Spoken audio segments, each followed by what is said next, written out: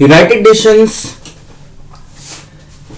के UNESCO programme ने हाल ही में अपने हिस्टोरिक अर्बन लैंडस्केप प्रोजेक्ट के तहत भारत के 2 शहरों को चुना है और इन शहरों में इंडस्ट्रियल डेवलपमेंट के साथ साथ कल्चर के जो एस्पेक्ट्स अवेलेबल है उसको ये सर्च करने की कोशिश करेगा।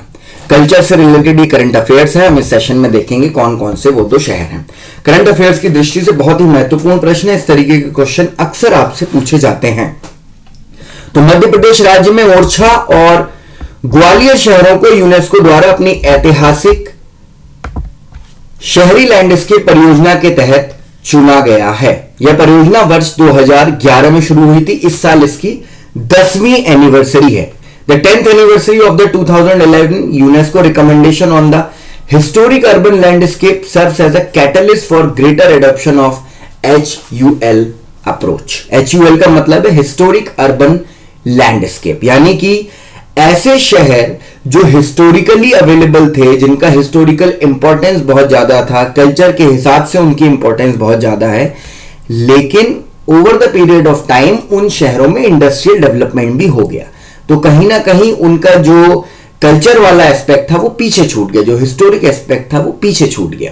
तो इस वजह से ऐसे शहरों को ये 2011 में एक परियोजना शुरू हुई, हिस्टोरिक अर्बन लैंडस्केप परियोजना, जिसमें ऐसे शहरों में अर्बन मैनेजमेंट को, पब्लिक स्पेस को, रेनोवेशन को, टूरिज्म को, इंफ्रास्ट्रक्चर को और लिवलीहुड को, इन सारे पॉइंट्स को मद्देनजर रखते हुए, ये पॉइंट आप याद रखेंगे, इंपॉर्टेंट पॉइंट है, public space, renovation, tourism, infrastructure and livelihood, इन सभी को कंसिडर करते हुए कैसे हिस्टोरिकल इंपॉर्टेंस की चीजों को हमको प्रिजर्व करना है, ये इस परियोजना के अंतर्गत जाता है।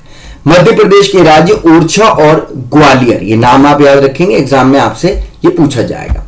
ओरछा और ग्वालियर शहरों के लिए यूनेस्को की ऐतिहासिक शहरी लैंडस्केप परियोजना का शुभारंभ किया गया।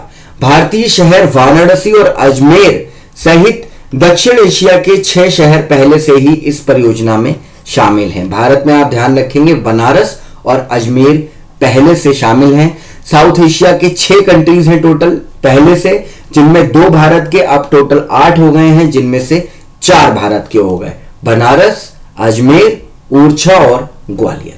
2011 में यह परियोजना शुरू हुई थी और इसका जो मुख्य उद्देश्य है वो विरासत और संस्कृति के संरक्षण को ध्यान में रखते हुए दुनिया भर में तेजी से बढ़ते ऐतिहासिक शहरों के सुनियोजित और सभी समावेशी विकास के प्राथमिक उद्देश्य के साथ शुरू गई है। मेन मोटिव यह है कि बढ़ते हुए तेजी से जो अर्बनाइजेशन बढ़ रहा है, शहरीकरण बढ़ रहा है, उसको ध्यान में रखते हुए ऐतिहासिक शहरों का सुनियोजित और समावेशी विकास, यानी कि प्लैन्ड एंड इंक्लूसिव डेवलपमेंट, ये इस परियोजना की विशेषता है। भारत के 4 शहर अजमेर, बनारस, ओरछा और ग्वालियर इसमें शामिल हो चुके हैं।